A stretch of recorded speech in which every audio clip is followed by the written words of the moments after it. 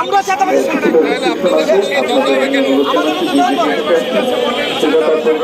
চাঁদাবাজদের চাই নাই। উনি সাবেক ছিল পরিচালক,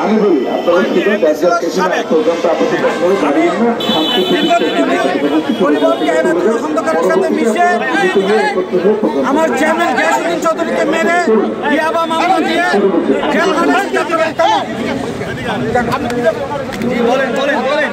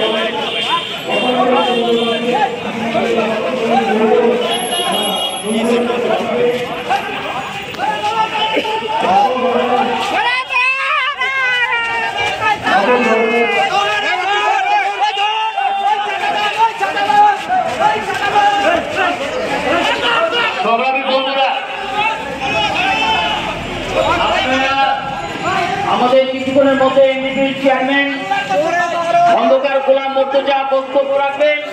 সবাই শুনেন, 1 মিনিট। আমরা দেখতে পাচ্ছি শ্রমিক আছে, অনেক শ্রমিক দাঁড়িয়ে আছে, তাদের জিজ্ঞেস করুন। এর নাম হচ্ছে ছাত্র দলের নাম বিক্রি করে।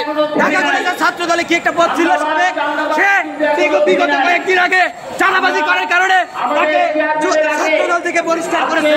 আপনারা জানেন বিএনপির বিরুদ্ধে অনেকের চাঁদাবাজির অনেক আলোচনা উঠে এসেছে।